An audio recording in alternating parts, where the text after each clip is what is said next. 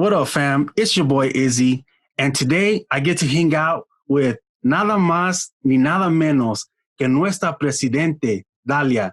Dalia, can you tell us a little bit about yourself and who you are? For sure. Hi, Izzy. Thanks so much for having me. This is going to be hopefully fun. So I am Dalia. I am a 3L here at Gonzaga, and maybe a little bit about myself and why I wanted to become an attorney as a way to introduce myself. So I actually didn't ever want to be an attorney. Just wasn't a thing I was drawn to or really thought of. I wanted to be a college professor, and like an academic. And then after college, I decided to take some time off and move to Wyoming. And like unexpectedly, I think or maybe expectedly, I don't know. I became involved with the immigrant community there and became to realize like there was this huge need for like advocates in rural Wyoming, right? For the immigrant community. And I just felt like I had a really unique like connection to them, and that I could advocate for them, and that I could somehow just like navigate a system that is super complicated, because I was privileged in a lot of ways. And so immigration for me was always super personal, and I think this just made it that much more real. So I came to the United States when I was 8 years old, and I think that has really shaped my life in ways that I didn't expect it to. And so when laws are passed or when policies change or when an administration changes, like those things are real to me. And I felt like that was something that I could use to connect to people, and be someone that could then also fight for people and advocate for them in a system that at times is designed to be unjust and not fair. So that's a little bit of why I wanted to be an attorney, I guess now. And so here we are. And those are powerful reasons to decide to become an attorney. And I think it always hits at a different level when you have that perspective of like lived experiences where you know that a change in the law isn't just some abstract thing that happens in a vacuum, but it actually has effects on people and their daily lives, right?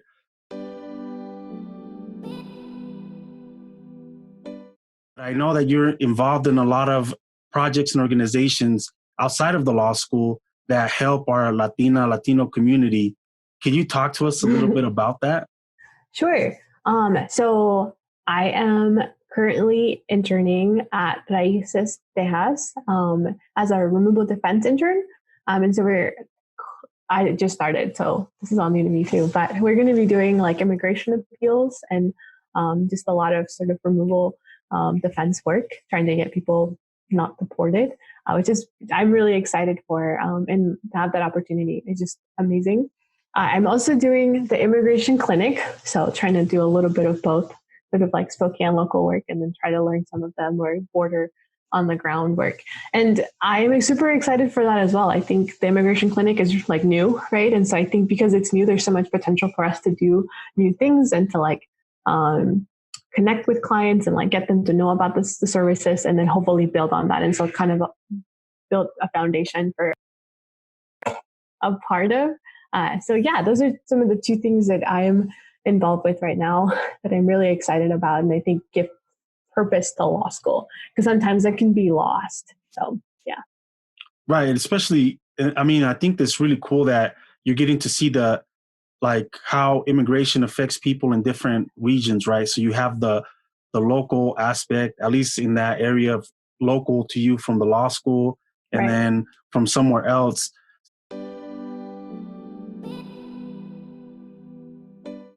So with you being so heavily involved in so many great projects and organizations, how do you find time to do things outside of law school to just, help you maintain your mental health?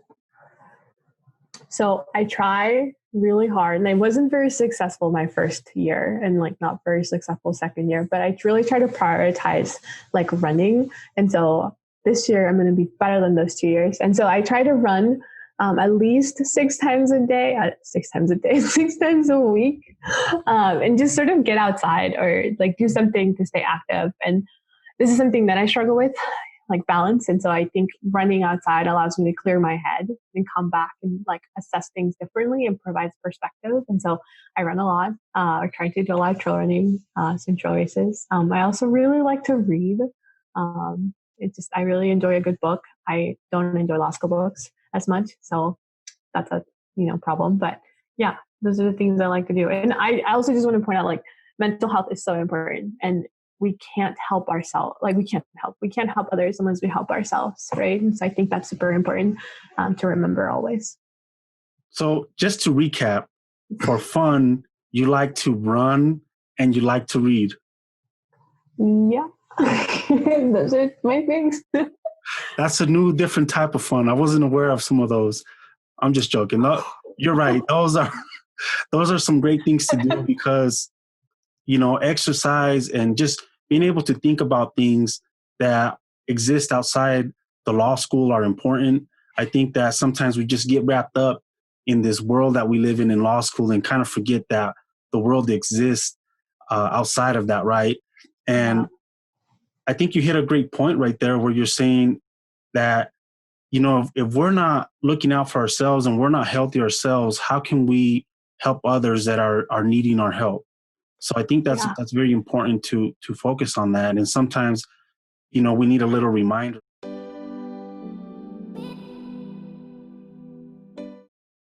Here, amongst a lot of titles that you have, you're also La Presidente of LLSA. Could you tell us what motivated you to get involved in a club like LLSA?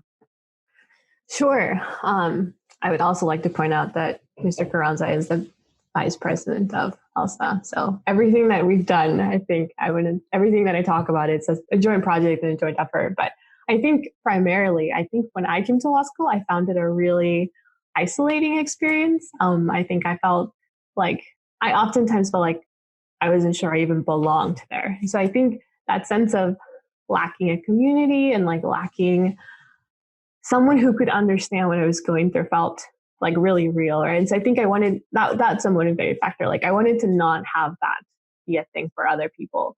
And then also I think it's really important for us as a club to role model and to show that it is possible. Like, you can come to law school, right? Like, you can be a Latina and a Latino and you can come to law school, and not only can you come, but you can be successful and you can find your niche and you can find your community, because we need attorneys like us, right? Like, to me, that's a driving force. Like, we need to be out there. And so if I can do anything to build a community that supports other students and that allows other students' voices to be advocated for, then I think then we should do it. So I think that's what drove it in a lot of ways. I also felt like there were a couple of things that happened our 1L year that made me realize that like a central voice for us was needed, and someone needed to be able to step up and speak up on the hard issues. And maybe like that wasn't going to be me, but maybe we could build a coalition of students together, could do something to say like, there's something wrong here, or we need to change this, or have you considered that? Because if we're not advocating for ourselves, who's going to? I didn't think that there was really a good way to do that at that time. And then also I think it's just nice to know that you can go to someone when you're struggling and like they will understand. Like, it's hard. Like, I remember the first time I still met Rigo and you, like, I just knew that whatever I was going through, you guys understood, and we were going to stick through it together. It's something that I think I really wanted to embody, and I think that's what we've tried to build as we've sort of worked through LLSA. So yeah. I mean, those are all really great reasons, right, to want to become involved, and especially if, after going through certain situations and you see that there's a void, it's always, I feel like there's a special type of people that will go in and try to fill that void. I personally want to thank you for that. And I'm sure that all the members of the club thank you for that, because we feel like what you're building here is something that is not just going to be gone as soon as you leave. Is going to be something that people can plug into after you're gone, and will still provide all those things that you wanted that the club to provide for you. One, thank you, and we commend you for having that ability to jump in and fill that void.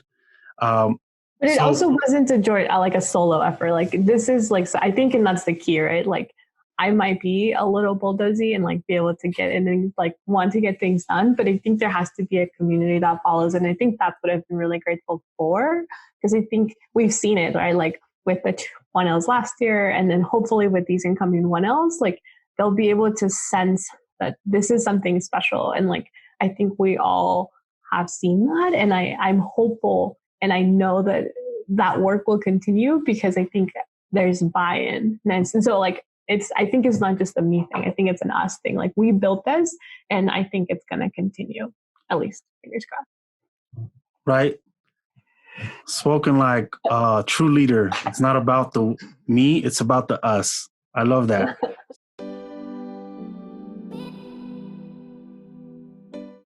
So with the club like LLSA, and as engaged as you are, what are the things that you hope to accomplish this year? Oh, okay. So hopefully we can continue to build on some of the work that we were doing last year. And so for me, that looks like continuing the sense of community, right? Like the sense of belonging. Like people can go to us and find themselves, or like a place to be themselves. So I think we're going to do that hopefully through various different ways, but continuing to, I think, build the network among ourselves, like students at Gonzaga, but then I think also students in the region, right? Like we have amazing resources at CWI and UW. There are other Latinas and Latinos out there, and like we just need to be connected. And I think as soon as we do that, like we're gonna be stronger. So that's one. I really want to continue some of the advocacy work that we did last year. And so last year we wrote a couple of letters to the legislature on behalf of a couple of bills, and like that kind of work I think is meaningful because it allows us to practice those advocacy skills, right? Like when we become attorneys, we're going to be advocating for some really tough stuff. And so why not get started now when we can do those things? And I think that ties into like that education component as well. Like how do we like provide educational opportunities, speakers to come in, to come and talk to us and provide those resources that maybe the law school doesn't have right this second, but that we can expand to. And then I think I would love to just continue to build a network outside of us. Like once we graduate, I want us to still want to be invested. And I want us to think about the undergrad students who are considering law school who aren't really sure that maybe it's for them. I want us to be their role model, right? Like I want them to be like, oh, they can do it. Like I can do it. Like I want to be in those shoes and I want to be making things happen. And so I think if we can continue on those things, I think we'll do some amazing things, and obviously sort of like pass the baton on so that other people can lead us into more amazing things. So, yeah. I mean, those are some amazing goals. I mean, it sounds like you guys are, or it sounds like, you know, as a club, we're thinking about not only the people that are leaving and building something for them to be able to go into once they become attorneys, but also thinking about all the people that are coming in to this profession, right? Right. So, you know, I just commend you for having that kind of vision to where it's not just about the students that are in the law school, which I mean, it's important because that's where we're at right now, but also looking at these different paths that we all are going to face or that we have faced.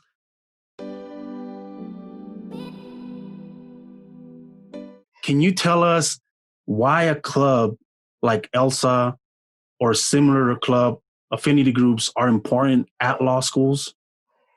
Yeah, so I think that schools are realizing that we need diversity, right? I think it's been a really clear summer for that. Like we've always known that, but this summer just kind of brought that to the forefront.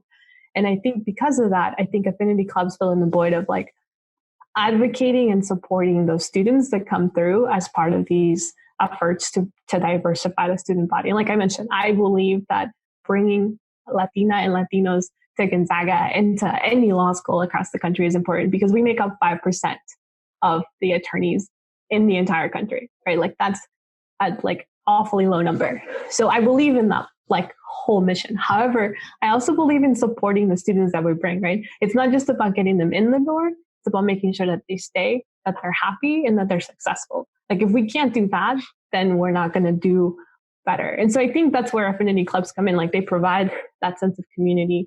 They provide that sense of like here, we're here for you. But then I think they also provide a voice, right? Because when you come, you realize that there's a lot of barriers and there's a lot of challenges, and it's not easy. And not everybody looks like you. Like I still remember like hearing your name being called, like cold called in torch class, right? Like you don't hear Carranza just like as a normal everyday name. And so I think because of that, I think we need to have a way to voice some of those concerns. And I think that's what ELSA does. That's what I hope that we continue to do. And I hope that other affinity clubs continue to do. And then also, this is the part that I struggle with, but it's also a place to have fun, like to do things that get people engaged. And I know we hosted karaoke last year. And so like things like that are awesome. And you do that by bringing people with different ideas and different sort of perspectives within that affinity club. So I think they're super important.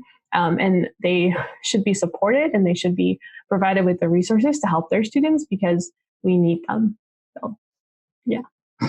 Yeah, I agree. I mean, I think once you step into the law school world, you can see that there is a lot of opportunity for, different resources and just different things that are not always available for students. And if they are available, we just don't know about them for whatever reason. So having a group like LLSA that's there that, puts those resources on the forefront for other students to come in and have them readily available, I think goes a long way. I also agree that you struggle with having fun, but we all know that you're working on that. Okay. but your point is taken. You have to I'm working really hard on it. Okay. I think it can be done. It's just going to take a little more time. That's how it starts, with some faith. You have to have faith that it's possible. But you're right. We have to balance, the fact that these clubs, we're here to support each other, and supporting each other through law school doesn't just mean providing like all the resources at the law school, but it's also helping each other with our mental health. And sometimes that does require, some fun here and there.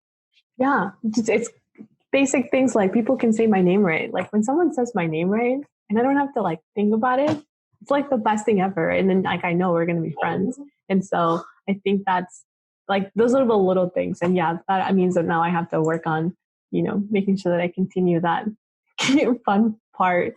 And I think thankfully there are plenty of people on our board and in the club who can do that, so that it doesn't have to fall on me, because that wouldn't be so great. Well, you're right. And it's definitely a group effort. And the more voices that you have in the club, I'm sure the better it gets as far as like the ideas.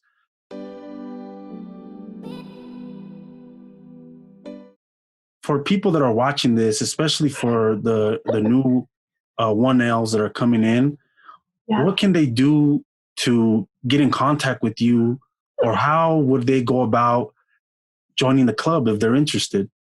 Sure. So I will caveat with everyone is welcome, right? Like it is the Latino Law Student Association, but we welcome everyone who wants to learn more about who we are, about what we want to be, who supports some of the things that I mentioned.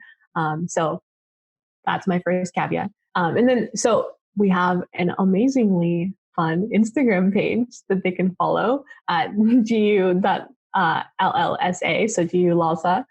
We also have a Facebook page, I think is just the Gonzaga Latino Law Student Association.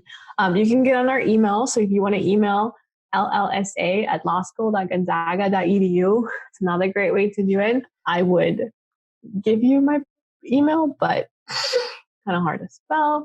But no, so you can also just email me, Pedro Trujillo. It's my last name, so D Pedro Trujillo, Law School, Gonzaga.edu. But I would say, like, if you can just get connected to our social media pages, I think that's a great way. They can also email you if they are interested. So yeah, there's different ways. Did I miss one? No, I think you covered them all. I mean, there's a lot of ways to get a hold of you, it sounds like. So I think that's the start, and just being available. Yeah. And obviously with COVID and things being remote, it's really hard to have that connection. So if social media is the way to do it, go ahead and do it that way. Email.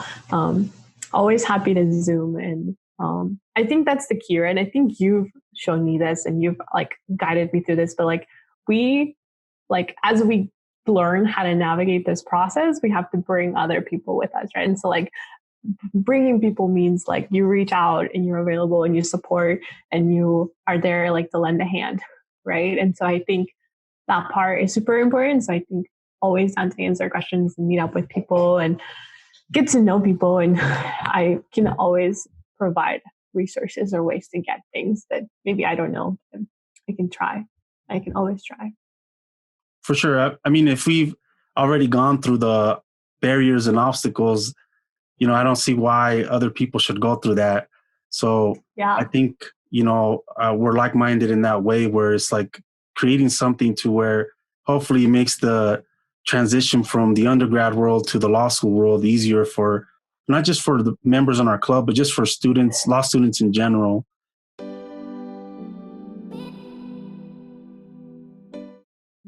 So with having so meaningful philosophical thoughts going on right now, we're to the point of the interview where I would like to ask you for some words of wisdom. Could you give us anything that you feel like can either inspire us, teach us something, or just give us something to reflect on? Yeah. Okay. So I think I would just say that like life in general will have like challenges, right? Like challenges will be there. And I think law school is like the perfect like sample period for all of the challenges to pop up. And so I think like I would just say like don't ever give up and like keep believing in yourself, keep pushing. And like if you trip, if you fall down, like get back up and like find your support system to help you sort of get through that, right? And I think funny, like a lot of the things that I think about is running. And so I think law school is like running. There'll be some really hard, steep climbs, and there'll be some really nice, smooth downhills. And so just keep pushing and you'll get to the finish. We all will. I like that. Some positivity from Dalia.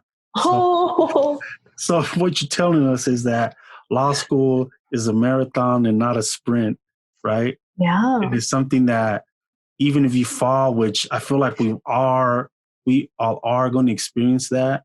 Yeah. We will all experience some level of that, right?